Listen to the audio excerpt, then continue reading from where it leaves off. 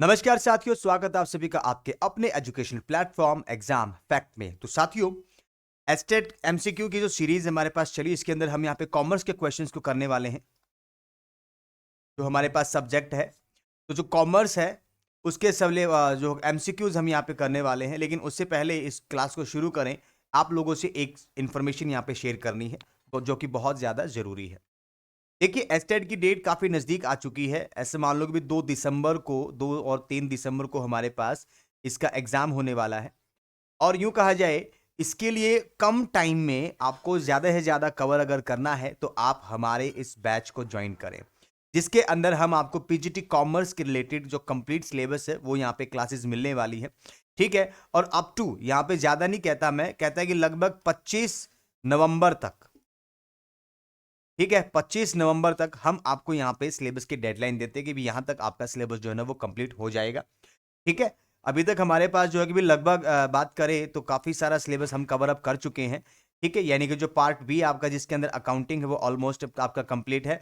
और part A का यूं कहा जाए कि भी लगभग मैं बात करूं अगर 60 to 70% हमारे पास कंप्लीट हो चुका है। सिर्फ पार्ट सी का ही हमारे पास, यानी कि कह सकते हो टोटल सिलेबस का अगर हमारे पास बात करें तो सिर्फ और सिर्फ 40% ही पेंडिंग बचा हुआ है फिलहाल। ऑलमोस्ट 60% सिलेबस, 60+ बात करें, यहाँ पे सिलेबस हमारा कवर अप हो चुका है। ठीक है, क्योंकि अगर 3 पार्ट्स हैं, 3 पार्ट्स को अगर मैं यहाँ पे 30% में बांटूं, ठीक है, तो लगभग हमारे पास जो है ना यूं कहा जाएगा कि भी लगभग 40% ही हमारे पास बचा हुआ है। तो अब बिना देर करते हुए आप जाइए प्ले स्टोर पर। प्ले स्टोर से हमारी एप्लीकेशन यानी कि एग्जाम फैक्ट अकेडमी के नाम से हमारा एप्लीकेशन होगा, उसको डाउनलोड करें और अपने आप को इनरोल करें इस कोर्स के अंदर, ताकि आपको मैक्सिमम बेनिफिट मिल सके। तो चलिए बिना देरी करते अब शुरू करते हैं अपने क्वेश्चंस को। सबसे पहला क्वेश्चन हमारे सामने है, which of the following is not merit of E business. तो यहां पे कहता है कि भी जो ई बिजनेस है ना, इनमें से कौन सी ई बिजनेस की विशेषता नहीं है। ठीक है, ई बिजनेस की विशेषता नहीं है। तो यहां पे कहता है भाई विशेषता नहीं है, तो सबसे पहला ई बिजनेस के यहां पे जो फायदे गिना रहा है या फीचर्स गिना रहा है उनकी बारे बात कर रहा है। सबसे पहला, ease of information and lower investment requirement. भाई ईज, जो हमारे पास ई बिजनेस है इसमें कहता है कि भी इसको बनाना, सॉरी फॉर्मेशन था, मैंने इंफॉर्मेशन पढ़ा इसको, यहाँ पे कहता है इसको क्रिएट करना और इसको यूं कहा जाए कि भी तैयार करने में एक तो कम कीमत लगती है, यानी कि इन्वेस्टमेंट कम लगती है, और इसको बनाना आसान है। तो क्या ये इसकी विशेषता है, क्या इसकी मेरिट है? तो जी हाँ, ये इसकी मेरिट है। फिर कहता है ग्लोबल रीच, तो जब सब कुछ काम ऑनलाइन हो रहा है तो यहाँ पर किसी भी देश में बैठा हुआ आदमी इजीली इसको रीच कर सकता है, तो ग्लोबल रीच है। तो जी हाँ, ये भी बिल्कुल सही है। More more opportunity for interpersonal touch, तो जी हाँ, ये भी यहाँ पे है। और यू कहा जाए, सॉरी सॉरी, ये इधर नहीं है भाई, ये इधर नहीं है। ठीक है, ऑप्शन 3 पर्सनल टच, क्योंकि यहाँ पे पर्सनल टच तो होता ही नहीं ना। ठीक है, तो यहाँ पे ऑप्शन सी। और ये पेपरलेस, क्योंकि सब कुछ ऑनलाइन है तो यहाँ पे पेपर वर्क तो होता ही नहीं, तो पेपरलेस सोसाइटी की तरफ मूव ऑन करते हैं। तो जी हाँ, option 3 is the right answer, क्योंकि कोई पर्सनल टच नहीं होता है इधर, सब कुछ ऑनलाइन होता है, हमको यहाँ पे पर्सनली एक दूसरे से मिलने की जरूरत नहीं होती है। ठीक है, next, intra B commerce transaction में बी कंडक्टेड फॉर, तो कहता है बिजनेस के अंदर ही जो ट्रांजेक्शन होती हैं, बिजनेस के अंदर जो लेन देन हो रहे होते हैं, तो वो किसके लिए करे जाते हैं? ह्यूमन रिसोर्स मैनेजमेंट के लिए, इन्वेंट्री और कैश मैनेजमेंट के लिए, या फिर दोनों के लिए, या आफ्टर सेल सर्विसेज? तो ये तो बिल्कुल नहीं है, तो ये दोनों है इधर, तो option 3 is the right answer. ठीक है, जी हाँ, बिल्कुल option 3 is the right answer. Next, after sale service is an example of, तो यहां पे कहते हैं कि जो आपकी विक्रय के बाद की जो सेवाएं हैं ना, विक्रय के बाद की सेवाएं, जिसको हम आफ्टर सेल सर्विस कहते हैं भाई, विक्रय के बाद जो सर्विसेज दी जाती है, मेंटेनेंस की सर्विस दी जाती है, ठीक है, रिप्लेसमेंट की सर्विस दी जाती है, नॉर्मली अगर खराब हो जाए तो उसको ठीक करके आना पड़ता है ना, इंस्टॉलेशन की यहाँ पे सर्विस दी जाती है, तो इनको आफ्टर सेल सर्विस कहा जाता है। ये किसका एग्जाम्पल है? ठीक है, इज एन एग्जाम्पल ऑफ किसका? वो कहता है C2C। तो देखिए C2C में एक बात बताओ, यहाँ पे OLX है भाई। OLX पे आप कोई अपना फर्नीचर बेचते हो, तो आप जो कंज्यूमर दूसरे, क्योंकि देखो आप भी उस फर्नीचर के पहले कंज्यूमर ही थे, तो इसीलिए इस चीज को यहां पर बोला जाता है C2C। ठीक है, तो यहां पर ये फर्नीचर सेलर इसको कोई आफ्टर सेल सर्विस देगा क्या? बिल्कुल नहीं देगा, तो इसलिए तो एग्जाम्पल बिल्कुल नहीं है। फिर यहां पे कहता है जी इंट्रा भी, तो एक बिजनेस के डिपार्टमेंट 1 से डिपार्टमेंट 2 के अंदर कोई ट्रांजैक्शन हो रही है, तो ये एक दूसरे को कोई सेल सर्विस देंगे क्या? नहीं देंगे। B2B तो यहां पर एक सेलर होगा, यूं कहा जाएगा भी प्रोड्यूसर होगा, और एक यहां पे सप्लायर होगा, तो वो उसको किसी तरीके की आफ्टर सेल सर्विस देगा? बिल्कुल नहीं। तो बचा क्या हमारे पास? B2C, यानी कि एक बिजनेस, और जब कंज्यूमर को डायरेक्ट मटेरियल बेच रहा होता है, सर्विस सेवाएं बेच रहा होता है, गुड्स बेच रहा होता है, तो सिर्फ वहीं पर आफ्टर सेल सर्विस दी जा सकती है। तो यहां पे option 2 is the right answer. जी हाँ, बिल्कुल option 2 is the right answer. Next, employees can access to organization network and can work from anywhere through the computer network. It is an example of, तो यहां पे कहते हैं जो employees है ना, वो ऑर्गेनाइजेशन के नेटवर्क में इजीली एक्सेस कर सकते हैं और कहीं से भी बैठ के काम कर सकते हैं। ये किसके अंदर होता है? अभी किसका एग्जांपल है ये? कस्टमर टू कस्टमर जो हमारे पास कॉमर्स का, ये B2C कॉमर्स का, इंट्रा बी कॉमर्स का, या B2B कॉमर्स का। तो देखिए ध्यान से, एक चीज होगी, एक ही संस्था के कर्मचारी होंगे, ठीक है, और वो कहीं से भी बैठ के काम कर रहे, तो एक लिहाज से क्या क्या चीज आ रही है हमारे पास? इंट्रा बी कॉमर्स आ रहा है, क्योंकि एक ही ऑर्गेनाइजेशन में ऐसा हो सकता है भाई, ऑर्गेनाइजेशन ए का बंदा ऑर्गेनाइजेशन बी के कंप्यूटर्स को एक्सेस नहीं कर सकता यार, वो वहां पे काम नहीं कर सकता। तो ऑर्गेनाइजेशन ए का पर्सन ही ऑर्गेनाइजेशन में कहीं से बैठ के काम कर सकता है, ठीक है। तो इसको इंट्रा बी कॉमर्स के नाम से जाना जाता है। Next, global reach is possible in case of, तो देखिए अगर आपको ग्लोबल रीच चाहिए तो कहां पे मिलेगा आपको? ए बिजनेस में मिलेगा, ट्रेडिशनल बिजनेस में मिलेगा, दोनों में मिलेगा, नॉन ऑफ द अबव। तो अगर प्रॉपर तरीके से ग्लोबल रीच आपको चाहिए तो आपको ई बिजनेस की तरफ जाना होगा, ठीक है।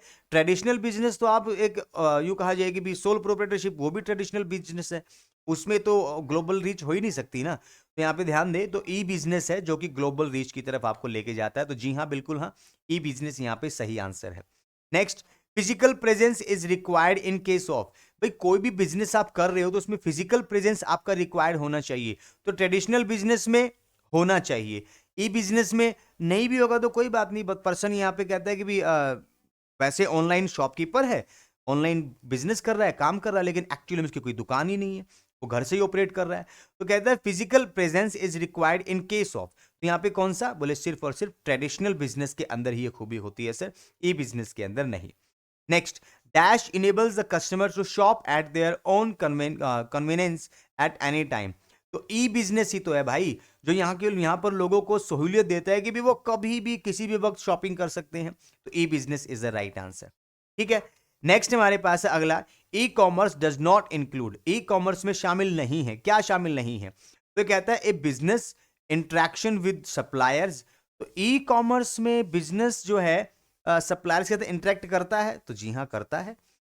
A business interact with its customer, तो यहां पे कहता है जी हाँ ये भी करता है, ये बिजनेस के अंदर करता है। चलो देख लेते हैं क्या होता है। Interaction among the various departments with in the business, एक ही बिजनेस के अंदर जो डिपार्टमेंट्स है वो चीज, और इंटरेक्शन अमंग द जियोग्राफिकली जो है dispersed unit of the business, तो ये ऑप्शन 4। देखिए इसको क्या बोला उसने, ये है B2B कॉमर्स, ठीक है। ये क्या बोला? B2C commerce. और ये उसने बोला, बोले सर ये हमारे पास है कि भी B2 यूं कहा जाए कि भी क्या बोलते हैं उसको, इंट्रा बी कॉमर्स, ठीक है। तीनों के तीनों है ना, लेकिन ये यहां पे कहता है कि भी एक ही ऑर्गेनाइजेशन है, वो यहां पे अलग अलग जियोग्राफिकल लोकेशंस में अवेलेबल है, तो उनके अंदर अगर कोई ट्रांजैक्शन होती है तो यहां पे हम तो इसको इंट्रा बी कॉमर्स में भी कंसीडर नहीं कर सकते। बोले क्यों नहीं कर सकते? क्योंकि देखिए अगर एक बिजनेस है, मान लो कि भी यहां पे मैं बात करता हूं, माइक्रोसॉफ्ट की बात करता हूं, माइक्रोसॉफ्ट की बात करता हूं, ठीक है। तो ये हमारे पास अलग अलग देशों में वर्क करती है कि नहीं करती है? अब जियोग्राफी अलग अलग हो जाने के कारण ये वैसे तो इंट्रा भी है भाई, हाँ मैं कह दूं कि बिजनेस के अंदर ही ट्रांजैक्शन हो रही है भाई, लेकिन ये सब्सिडरी वाला कॉन्सेप्ट होगा भाई यहाँ पे।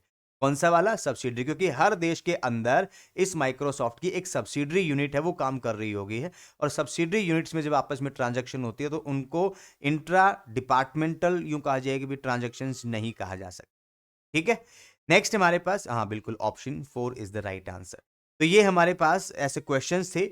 इन्हीं के साथ नेक्स्ट क्वेश्चन हमारे पास जो आ रहा है वो कह रहा है it is not an application of E business, तो कहता है ई बिजनेस का एप्लीकेशन इनमें से किनमें नहीं है?